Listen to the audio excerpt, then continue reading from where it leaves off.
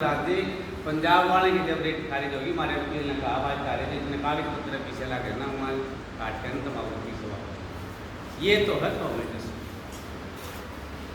जो साथी बता रहे थे इंक्रीमेंट की बात, यहाँ लोग बैठे हैं होंगे एक दो साथी और भी लोगों ने 3000 4000 2000 दे दे कर अलग अलग करें, लेकिन मैंने स्टेट में रखी थी बात तो, लेकिन उस टाइम के स्टेट के कार्यकारिणी ने उस बात पर जोर नहीं दिया। लेकिन हम कुछ जिलों में इसके ऊपर कामयाब रहे। हमने 150 के करीब पानीपत से 110-12 के करीब करनाल से इकट्ठा वकील करते हैं, ताकि हमने 1500 में कराया था, 1000 रुपये देखा है, 500 रुपये नहीं पाता वो, अगर वो अपील वगैरह डालनी पड़ेगी। आज भी आपकी लोगों की 500 रुपये की अमानत आपके पास रखी है, वो चाहे मेंबरशिप और धंधे में ला लियो तो जिले की कमेटी का उसका होगा। ऐसे ही पानीपत में है और उसका डिसीजन भी हो गया साथी। सुप्रीम कोर्ट में गई सरकार पहले, ये मैं बता दूं 2023 का सुप्रीम कोर्ट का फैसला है कि 30 जून के बाद 6 महीने जिसको हो जाए उसको एक इंक्रीमेंट सेंट्रल गवर्नमेंट ने लागू कर दिया। यहाँ के लोगों ने केस किया, सरकार ने नहीं माना। सरकार पहले सिंगल बेंच ने फैसला दे दिया, सरकार डबल बेंच में चली गई, डबल बेंच ने दे दिया, सरकार सुप्रीम कोर्ट में पिछले महीने 24 तारीख को 24/4 फैसला आ गया।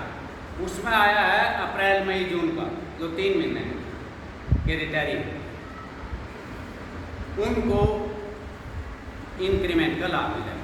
2 केस थे, एक था अप्रैल मई जून का, एक था दिसंबर जनवरी मार्च का। अभी उसका मई उसके अगले महीने के डेट और इसे अप्रैल मई जून के डबल बैच ने सरकार को हिदायत भी जारी करती है, जितनी उसके पास रेट थी सारी पेंडिंग थी डिसमिस, और सरकार को 2 महीने का टाइम भी दिया, 2 महीने में इसको ये तो है और गवर्नमेंट। इसके बारे में कोई कंफ्यूजन हो तो मेरे से पूछ सकता है सर। इसके अलावा साथियों जो डिमांडों की बात है ना, मैं ज़्यादा ही तो सारे साथियों ने बताई थी, डिमांडों की बात है। हम डिमांड की मांग कर रहे हैं इंक्रीमेंट की मिलनी चाहिए 6 महीने बाद।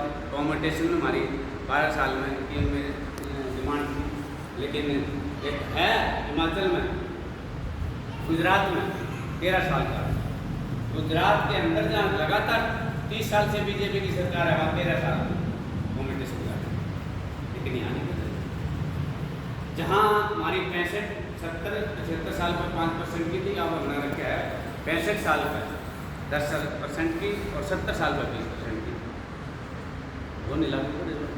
जबकि सरकार मानती है, सरकार के आंकड़े मानते हैं कि भाई इसमें जो है ना एवरेज आयु हुई 70-75 की रह रही है, लेकिन सरकार नहीं मानती। अब सरकार 80 साल की आयु में रहती है, ये सरकार 80 साल की आयु 20%, 80 लोग तो कम जाते हैं, उसका बेनिफिट क्या है और देती है। पंजाब में है, हिमाचल में है 65 के बाद 5% की और 70 के बाद 10% की है। मैं ये बीजेपी सरकार की बात कर रहा हूँ कि वहाँ उसमें कांग्रेस की सरकार है और गुजरात में बीजेपी की सरकार है, ये भी दिखता है।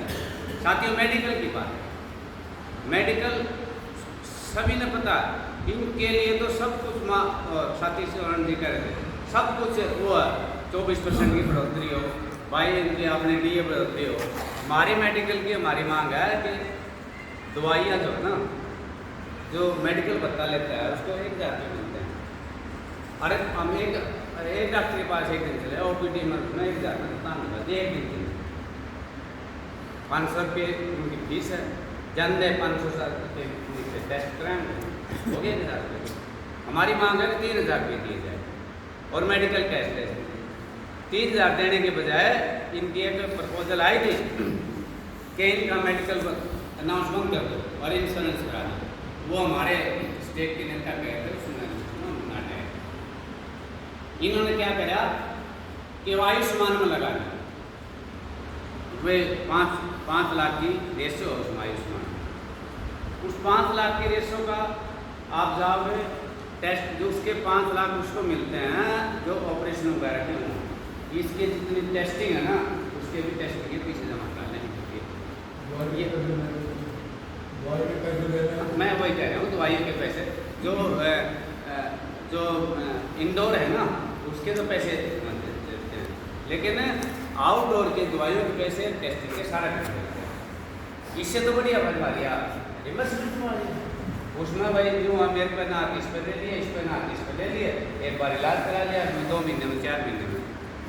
लेकिन मेडिकल बिलों में भी दिक्कत है मेरे ख्याल से। एक एजुकेशन के तो बिल जिले लेवल पर ठीक आ जाते होंगे, जहाँ मेरी नॉलेज की बात है, क्योंकि हम वहाँ जल्दी पहुँच भी जाते हैं।